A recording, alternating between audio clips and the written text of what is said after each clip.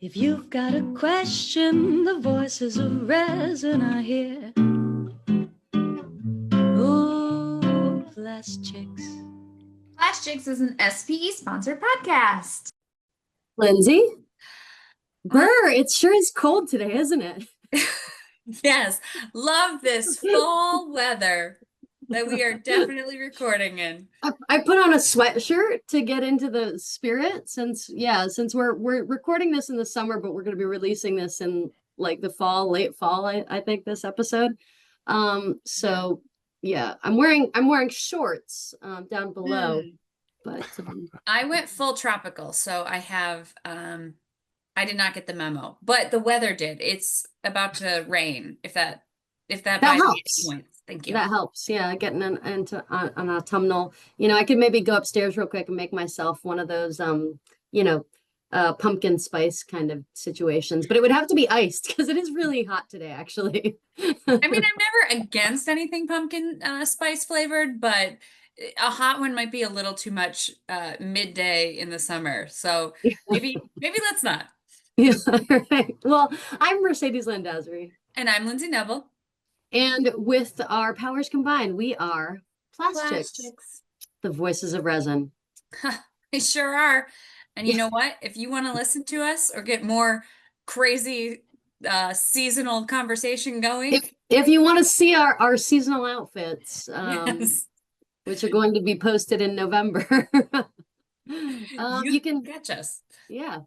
Catch us on Spotify or all the podcasting locations. Well, but they won't be able to see our outfits there, but they can see our outfits on YouTube on 4SPE YouTube channel.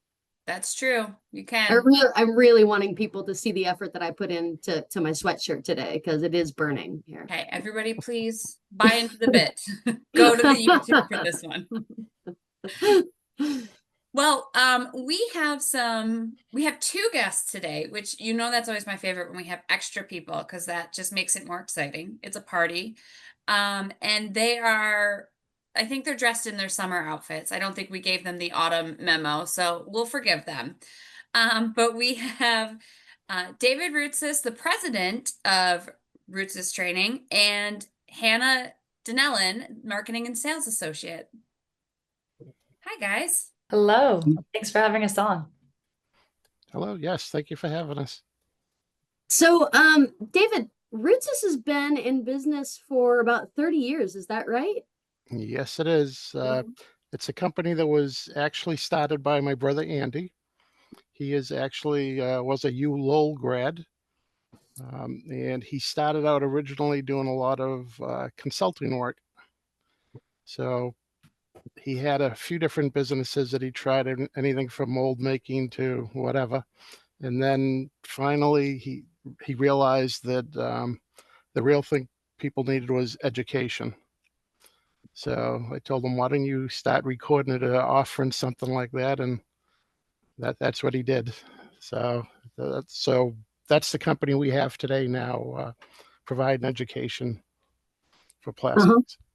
Wonderful. And so what makes Routsis unique compared to other training providers in the plastics industry? The thing that kind of makes us unique is we don't focus specifically on one manufacturer. So when you go to these plants, everybody's running different machines. What we try to focus on is here's how to make the proper part. Here's the right way to do things. Here are the procedures that you want to do. And it really doesn't matter whose machine is in the background doing that.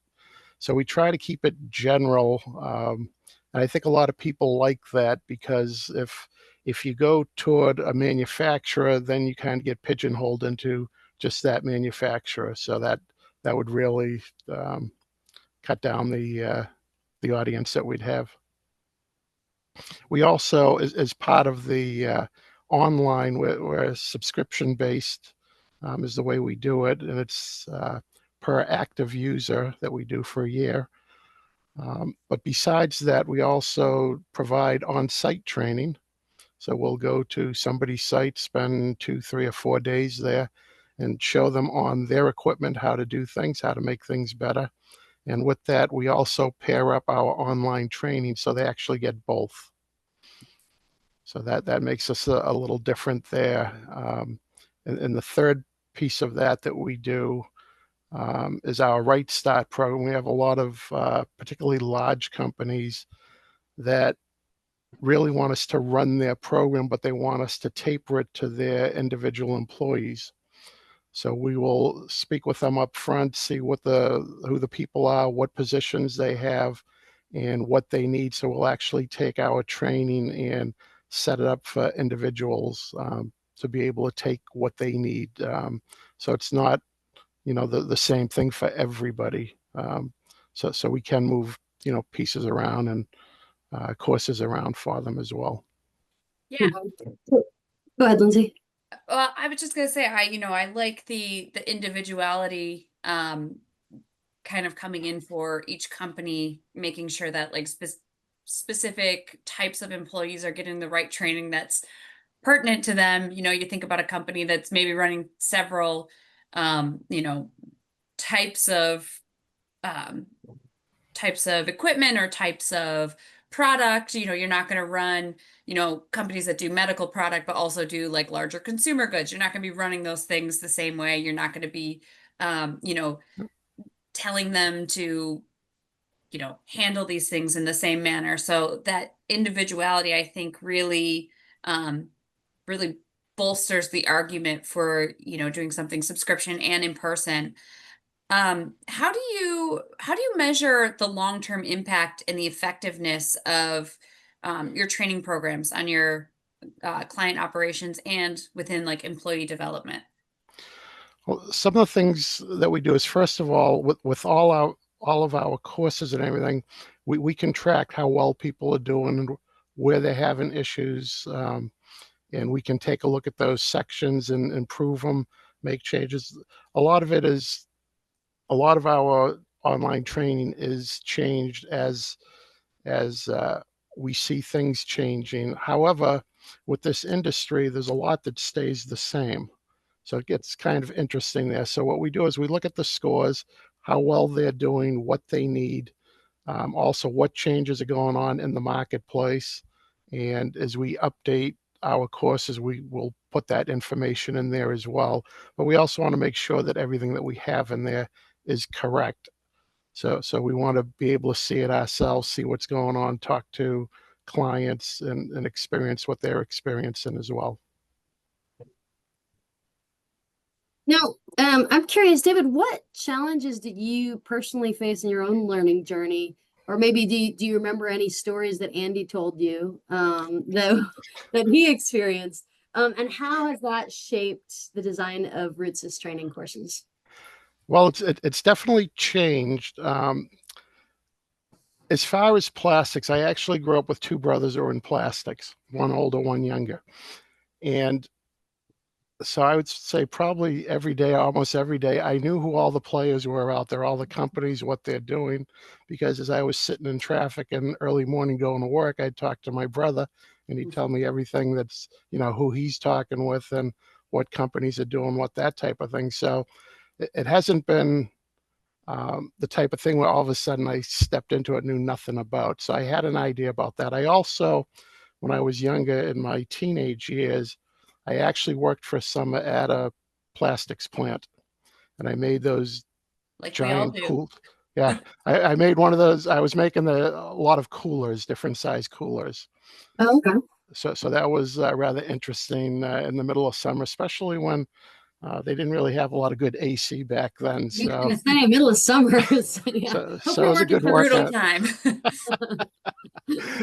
But when I came on and took over, I needed to obviously, and also some of the people I already knew that he had working here at the company. So I already knew them, even though I didn't work day to day. I knew the names and I've spoken with them and met some of them before. So that was nice. So it's not totally new as far as that. But what I looked at was how he was selling everything. And my background is in IT, and I also have an MBA. So I looked at it more on the business side because I figured he already had a good technical side and everything as far as the plastics and the courses. So I took a look at how he was selling it, and his focus was I'd say more on the larger company and the global companies. And I said, there's a lot of small companies that really need the help. So why don't we go after them? And that's exactly what we did. So we changed some of the pricing, and then we changed, who we were going after. So now we will talk to anybody and anyone anywhere in the world. And we have individual learners to companies where we provide training for 1,000 people all over the world, for a single company at different locations. We also put our product on their own LMSs. So if they have their own LMS and they say, well, we don't want to be on yours, we want to run your stuff on ours, well, fine, we'll set that up. And David, what's an LMS? Learning management system. Gotcha. And a lot of the companies, particularly the bigger ones, tend to have their own now because they want to keep everything inside or within the company. So that's why they say, can you put it on ours rather than using the Routsis one? So in those cases, we'll do that. That's not an issue. So we've changed definitely a little bit as far as that. We also changed how we've done business as well. I've done a lot more advertising and marketing than what was done previously. And the other thing that we're doing a lot of trade shows. We're doing more and more trade shows because in today's world where people don't like to necessarily pick up the phone or email, Don't call you're me. better off. Yeah, they all say give me a call, but they'll never pick up or whatever. So that's no, I'm gonna tell you, don't call me. Yeah. So what happens is usually if you meet someone at a trade show and you speak with them, the chances are a lot better that when you send them something to do follow up with them, they'll talk to you because you've actually met them. So you've already started the relationship with them. And that's really what the whole thing's about is, having the relationship with that person and that company and finding out what their needs really are and helping them with that. So that's really what we try to do.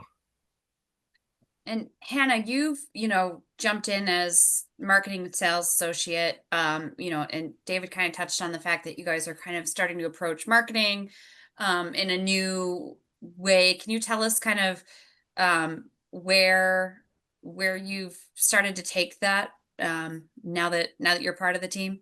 Yeah. I think the number one thing we focused on is because we really had no social media presence to begin with. LinkedIn was a good place to start. So we started that back in the fall. Do you have a TikTok? Because Mercedes and I we're this close to making a TikTok. I heard that in one of your episodes that was like too high tech. I think you guys could kill it on it too. We're not on TikTok yet. Never say never. But yeah, so we started with LinkedIn, just trying to get consistent there and gain our network and connect with customers that we already have on that platform. So that's one big thing we've done. We're also working to revamp our email marketing. So we send out email newsletters monthly. And so just revamping those, both content, looks, all those things. And then I would say, like you just said, or like David also said, no one's really picking up the phone these days. So we're just trying to play around with different ways to reach out to prospects, and obviously face-to-face seems like the most effective and the most fun way to do it. So just getting creative with it in a space that's an industry that's kind of dated, and bring some fun into it. So that's been a challenge and a fun one since I came on board. Now you're pretty new to the world of manufacturing in general.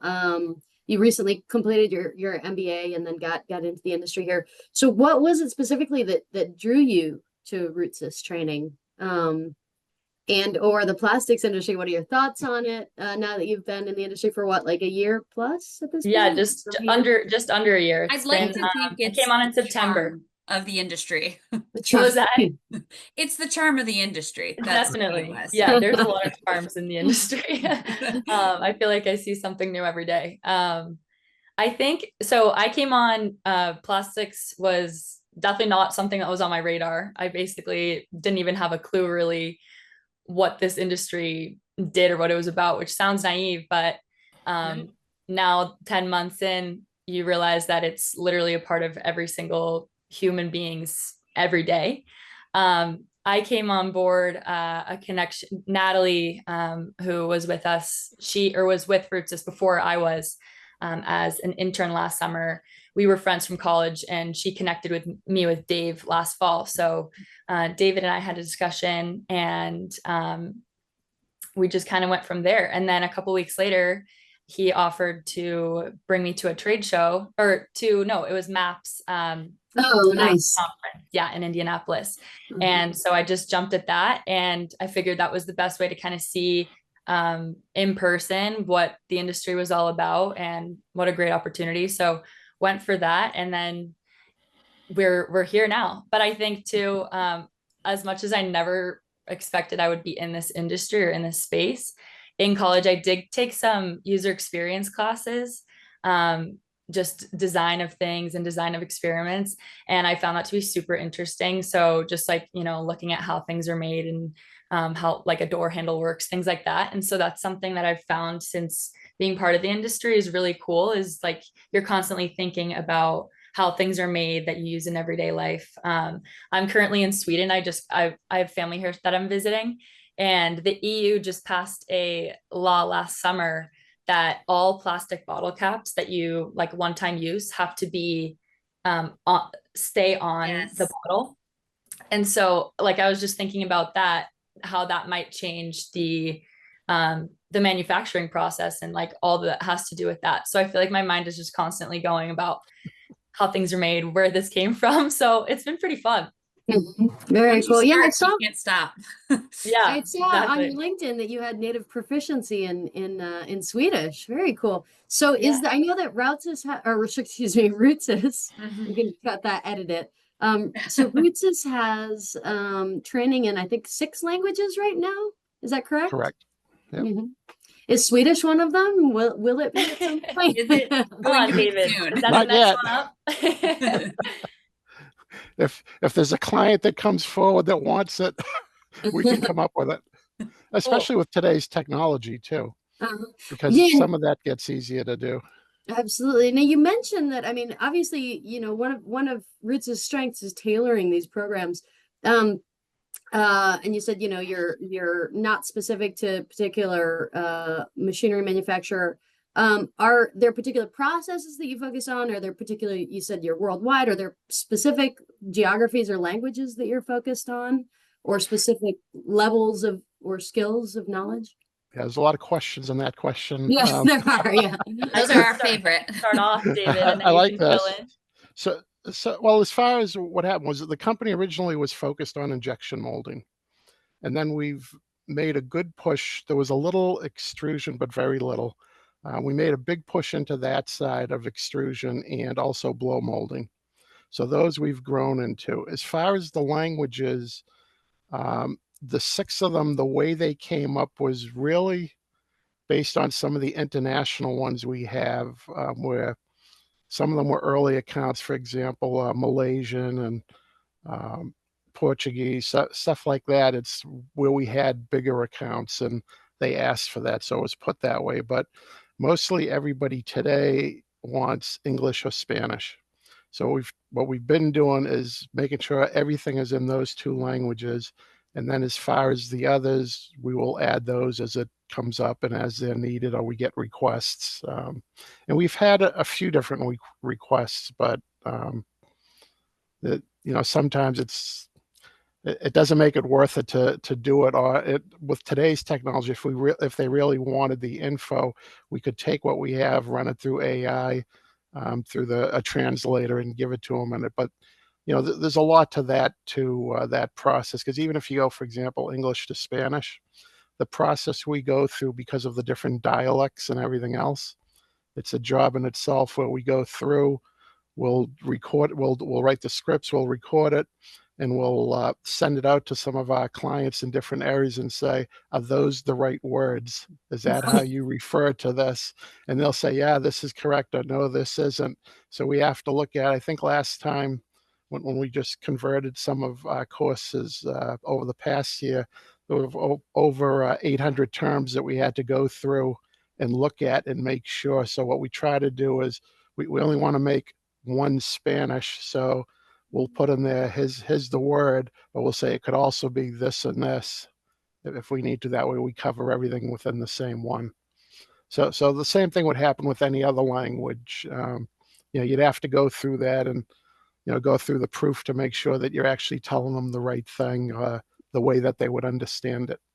Right. My first career was in languages, and one of my favorite stories of translation was, as these computer translators started growing in popularity. Wrong translation was in Russian. The flesh is weak, but the spirit is strong, or the soul is, the spirit is strong. And it was translated into English as the meat is bad, but the vodka is strong. Yep. So you always have to inspirational. Yeah, that's one of the issues with all the AI stuff now. People say, oh yeah, just use that for everything. But when you're not getting back all the right info, that's a problem, because we've been approached by different companies who say, can we take your whole library and put it on AI? And I said, well, are you planning on connecting that to the rest of the world? And they say, yes. I said, definitely no. You can't do that. I said, that's not going to happen, because I said, I can't be giving bad info out there, because, it pops it up from somewhere that it learned it from.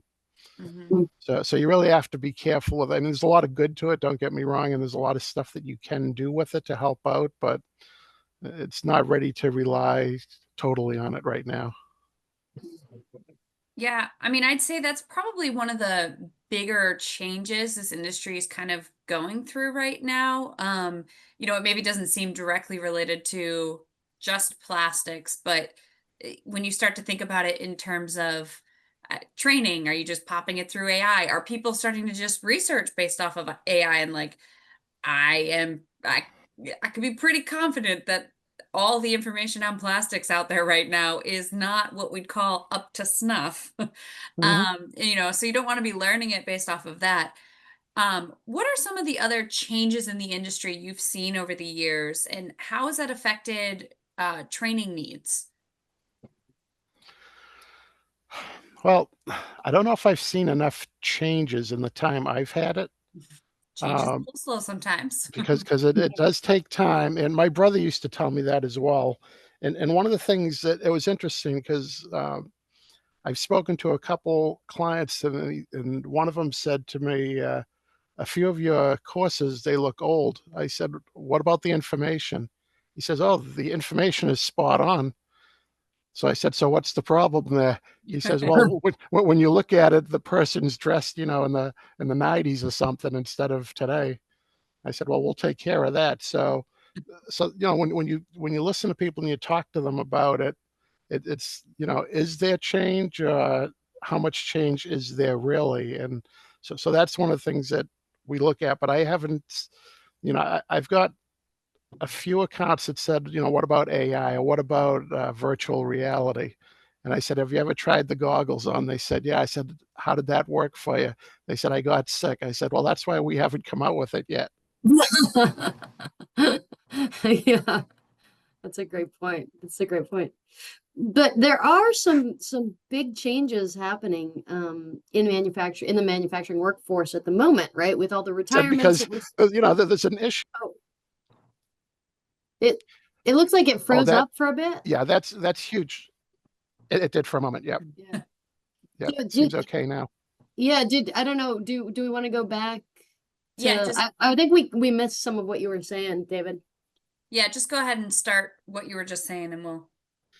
Okay. Yeah. The change.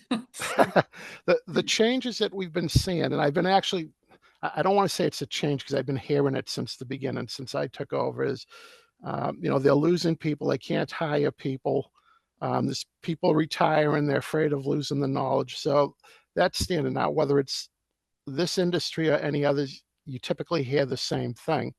So one of the things we look at is, okay, well, we want to train the ones that are there so that you could get better product. They're happier and everything runs better.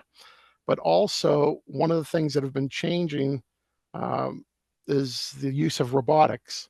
So a lot of these companies are trying to use more robotics because they don't have enough people to do the stuff. So they're using robotics. However, now you have to train the people with the robotics too.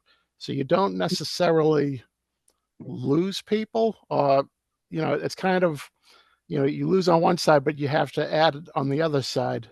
Mhm. So it's interesting how that change is going on, as far as that. So you see more robotics popping up in some of these plants, and some of them have a lot of robotics too.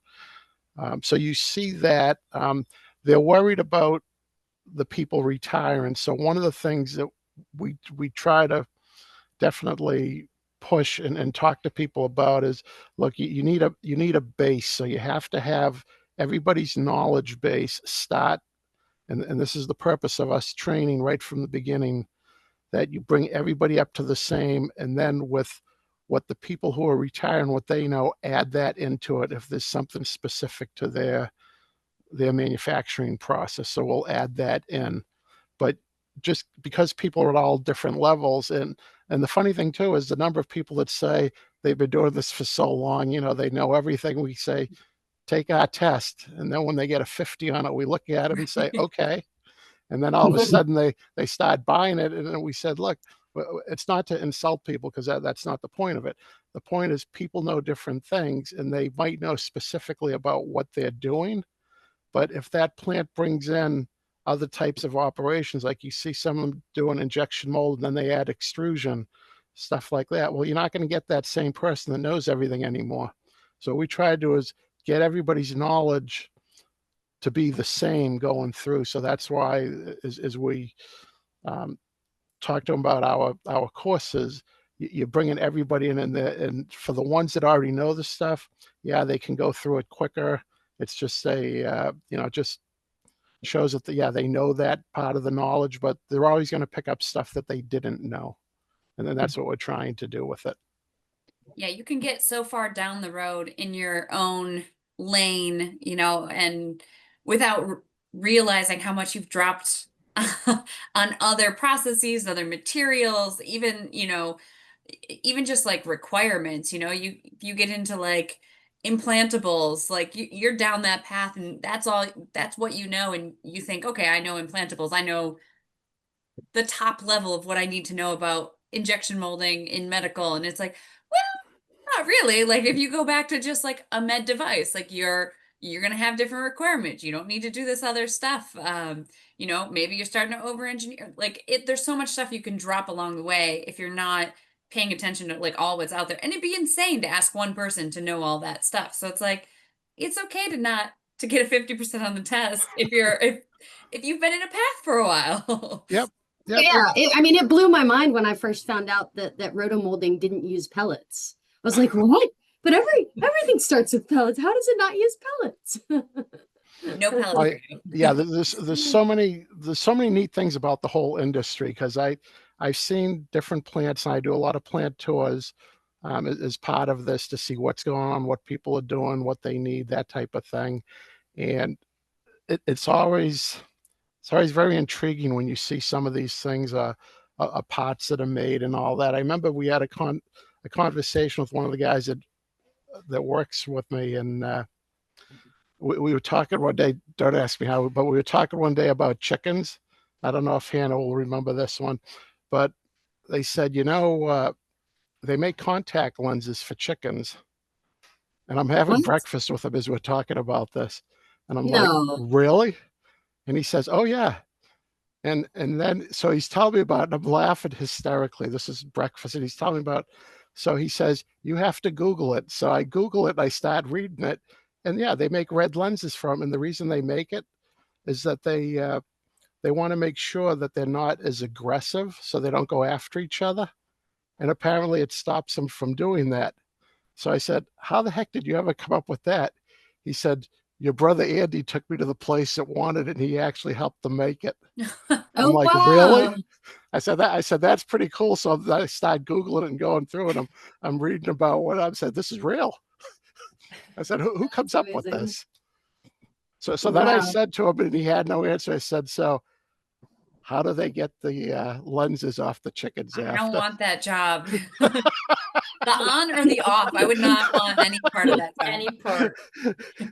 So it's rather interesting, some of the stuff that you see that you never think about. And I remember when I was having a milkshake somewhere, my brother would say, "You know what's in there?" And then he's telling me plastic that's in there. I'm like, really? So you never, it's kind of a neat industry. That's what I like about it, because the things that you find out that people are doing and what they're making and how they're doing it, it's like, really, because you never think about some of these things until you actually get into it. Going back to the chickens wearing the contact lenses, though, because we're not going to get off of that. You said they're like red contact lenses that make them less aggressive. So you have these like, then looking at them, you would have these like demon-eyed chickens who are just very docile. Look more evil. Horror movie in the making. Yeah, you'll have to Google it after and read some of it. Absolutely will. I was like in awe when I heard that, and then when he finally said to me afterwards, "Oh, it's your brother who took me to the plant to do it," I was like, "Whoa, wait a minute." Nope, that's amazing. Not for me. So it's pretty cool. Hannah, do you have a chicken with red contacts moment that is something surprising about this industry for you? It's hard to I don't know if anything will top the chickens. I honestly feel nothing's coming to mind right now, like specifically, but I just think my favorite part of entering the industry so far has been like attending the trade shows and conferences and just talking to people and soaking up what company they're coming from and what that company does or what that specific person does there. It's just really opened my eyes to see, again, I know I mentioned this earlier, but it actually blows my mind constantly. Just everything is made out of plastic. My water bottle, my phone case, my chopstick, like it's everywhere. And it reiterates that saying you always hear, like there's just a job for everything. And so I think every time I hear, someone is working at a different company making something new, I'm always amazed. And actually I went to my first plant tour about a little over a month ago, and it was really special because it was a small facility, and they make a lot of different, hundreds of different things, and they'll make a lot, like companies will come to them, which is kind of special, I assume, and we'll ask them to make just a certain quantity of something random. And so seeing all those parts and like the prototypes that I was able to see there was also mind-boggling, just to see, again, one plant that can make so like hundreds of different parts, and that's a small plant. So I can't even picture a massive giant manufacturer and all that they can do. Yeah, some of these plants are huge. I visited one. They make a lot of automotive stuff, and I'm looking at these two molds that are pushing out all these products, and they said on each mold they do over 400,000 a year of each part. And I said, so what happens? And they're doing them for different automotive companies. I said, so what happens if that one doesn't have 400,000 that it needs? They said, we have duplicates of all the molds, so we'll throw in the other one to produce twice as many. How many duplicate molds do they have? Yeah. And it was one of the wildest things, just watching it, and the size of these things. It was unbelievable. So some of the stuff you see from these companies are amazing, and how it gets done. And I think what I've always appreciated about plastic products is that like there's no part that can be created without like much more intricacy on what goes into it than most people assume. They're like, oh, this cheap plastic part. It's like that plastic part probably, like, especially when it's a toy and someone's like, oh, it's a cheap plastic part. And I'm like, there's a lifter here. And I'm like, that mold sucks. Like from a building perspective, like that's got a lot of work in it. Yeah. And, and I think to know all the elements that go into this, like it's not just designing the part, it's also designing the mold, it's also selecting the material, it's also choosing the qualities you needed to have at the end, all that stuff that goes into it. I think if you're not utilizing some sort of training or you don't have any education in these other areas, like you are, like that's how you end up with crappy parts. I was going to go with my Yep. normal phrase for it, but I forgot we're recording. You know, without being cognizant of these other elements, you're going to have bad product. And I think that's where training becomes so essential to this industry, that there's so much to train on. And sometimes people are like, it'll be fine, you'll catch up. Jim Bob out back will teach you. And it's like, yeah, Jim Bob could, but Jim Bob also doesn't have chemistry and materials. We need to tie it all together. Right. yeah. Filling in those knowledge gaps. Mhm. And side note, Lynzie, I love how judgy you are with mold design. I feel like there's been so many. I've lost count now. The My amount defense, of it times was you my flip job. something over and said like, oh no, this is terrible. Like I'm like, oh, let's show this part. No, the sprue is awful. Oh, those were bad. Those are bad parts. I did not like those. Them old Yeah, we get a lot of requests for mold design, and the other thing that we get a lot from is blueprint reading. Mm-hmm. We've had a lot of requests for that, and it's something that, you know, when I had talked to all of our people over the last year, I said, you know what we sell the most of? And they would name it everything but that. And I said, you ought to see how many we sold of those.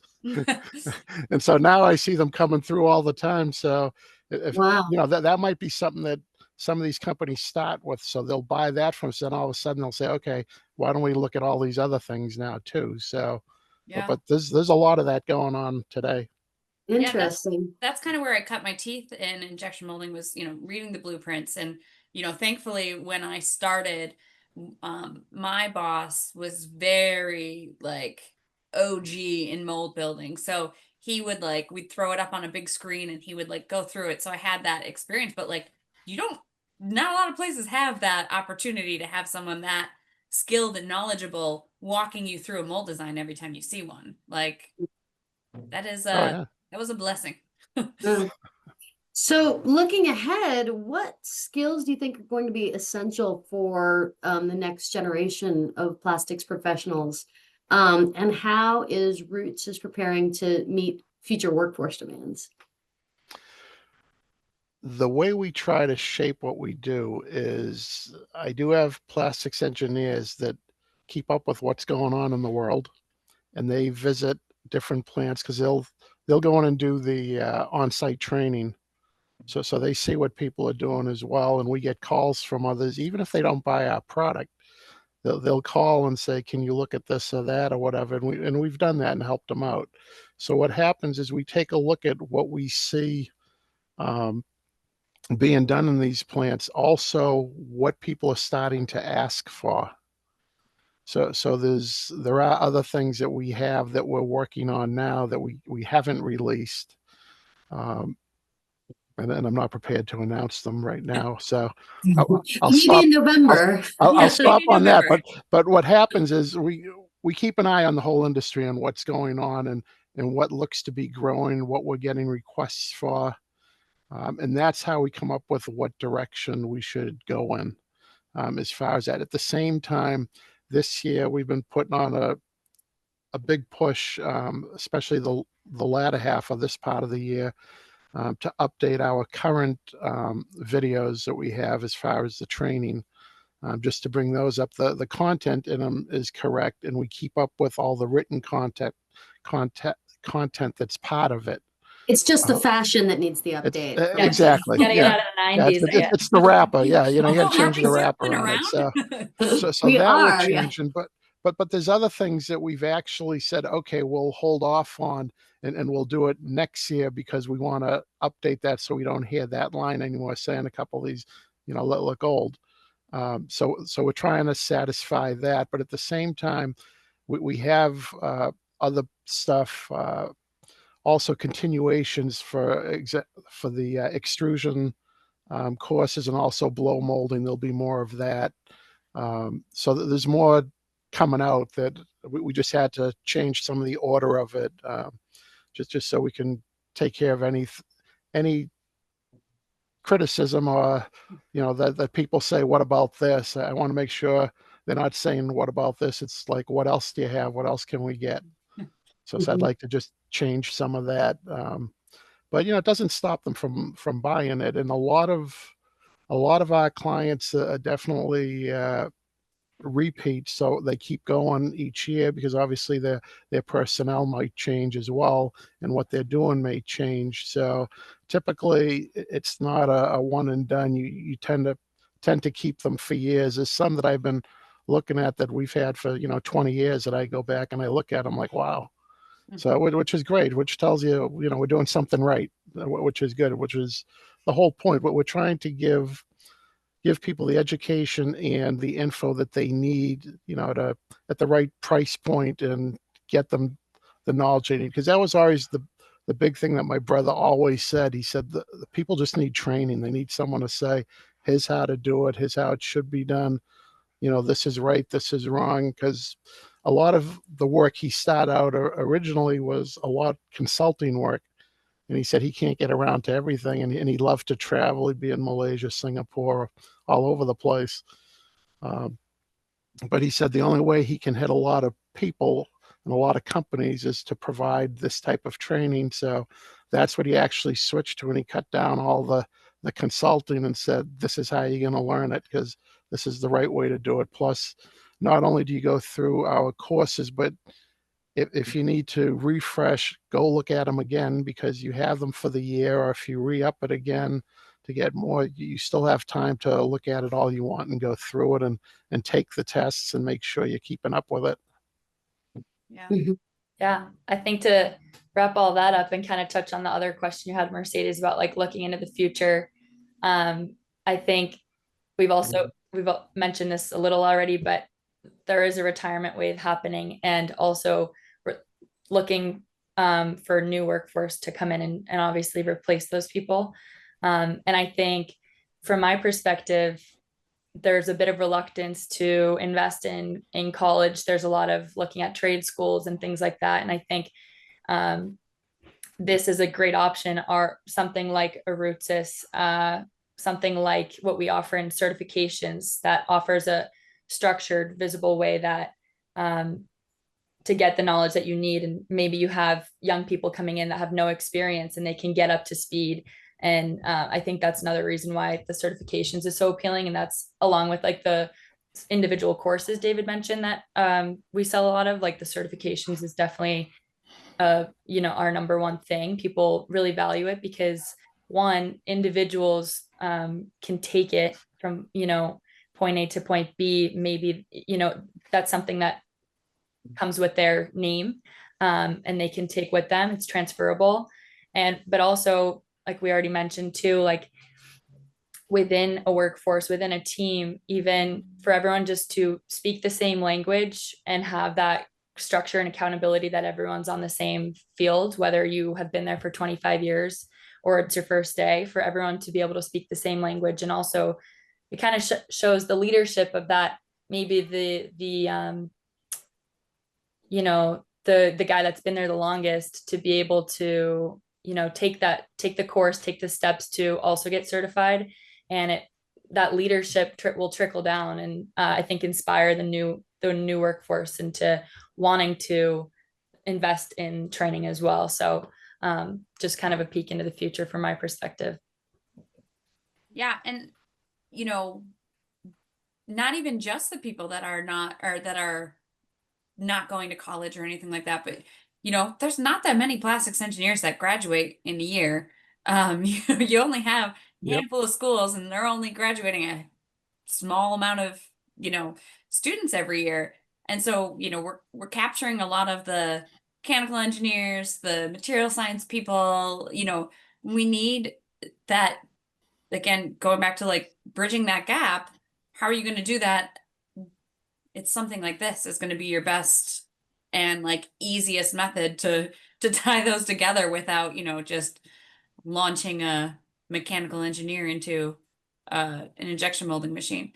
You can, totally. but various results. I mean, take it from me. I went to business school. I had no intentions of hopping into this industry, and I've taken some of the courses myself, and some of the paths, and it's digestible. So it's for anyone whether you come from that background or you have every intention to enter the industry or the opposite. So, yeah.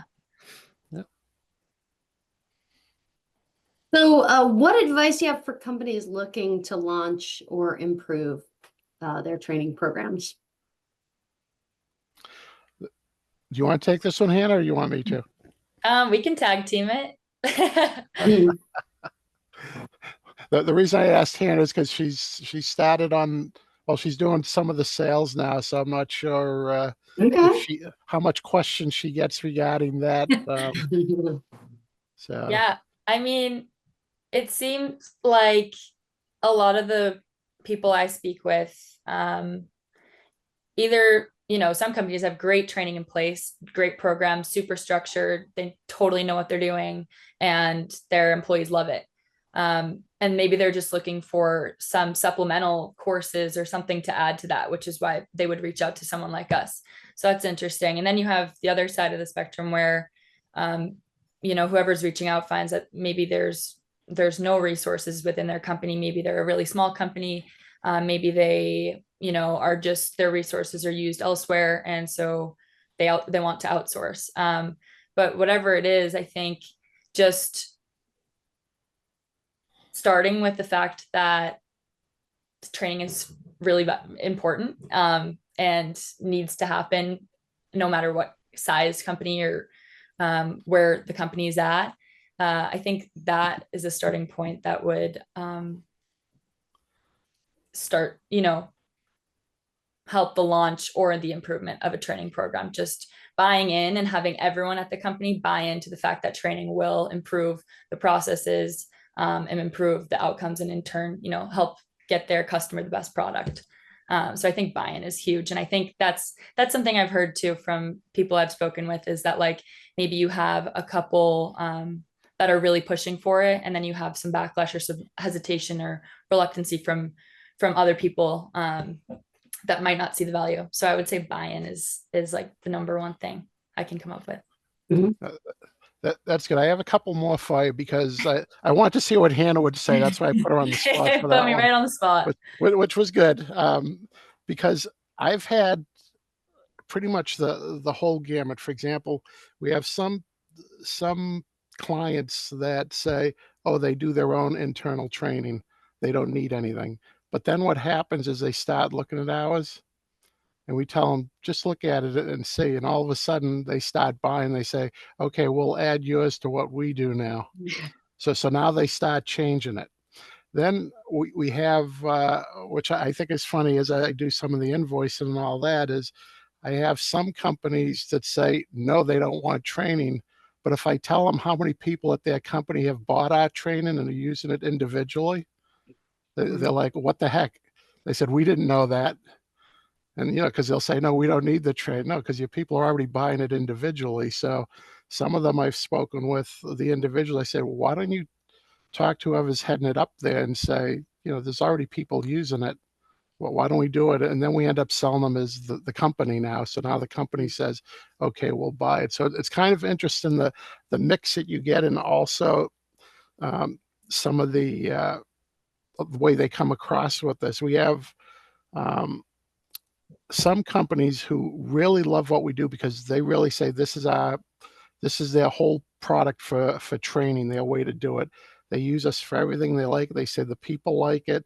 We've been at trade shows where there was one in particular that they'd come by and they talked to one of our guys 3 years in a row, went by it. Finally, the guy told them, buy it, don't talk to me anymore. And it was funny. And then all of a sudden they sign a 6-year contract with us for all our stuff. And every time I see him at the trade show, he says, we love this stuff. We should have bought it 3 years earlier. So it's interesting, some of the dynamics and what happens with this. So that's why it's not necessarily you get everybody coming from the same direction. It's all levels of, but usually if we can get somebody at the company to start using it, it'll usually spread through that company at that point.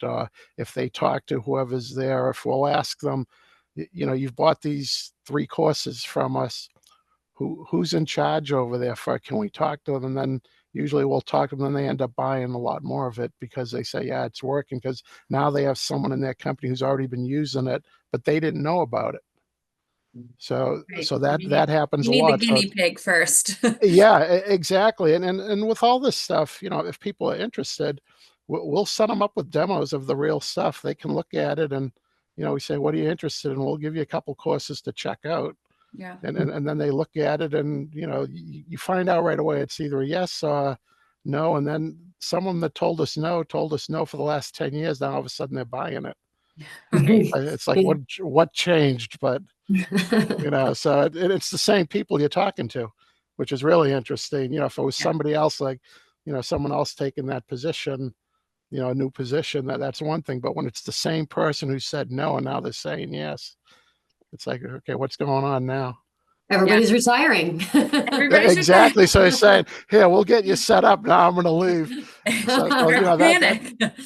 That's happened a few times too, where people have been in there and all of a sudden they leave, and we're like, oh, wait a minute.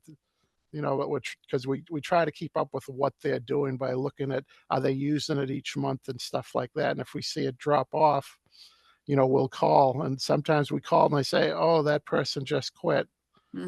So it's like, okay, so who's taking their spot? Then we have to talk with them, tell them, okay, here's what you have, here's what you're using, and get them in. And usually it works out good that they just keep continuing everything at that point. So yeah.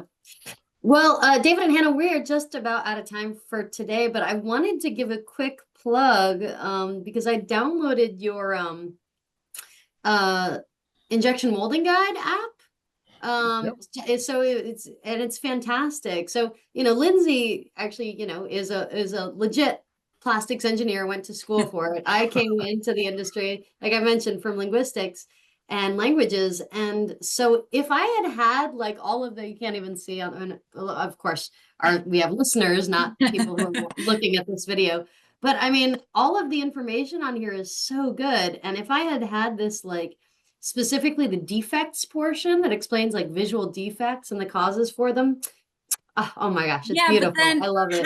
How could we have had the experience where I sent you GIFs to tell you how to run your press? How to fix the injection molding problems I was getting. That's a unique experience. Yeah. So check that out. Download it from Routsis, just on the app stores. It's free, and I use it for fun. So yes. But if I were still in the lab every day, I would definitely be referencing it for work as well. But thank you so much for taking the time to be on the podcast today. Oh, thank you. Plug, and thanks so much. This was awesome. If you've got a question, the voices of resin are here. Oh, PlastChicks. PlastChicks is an SPE sponsored podcast.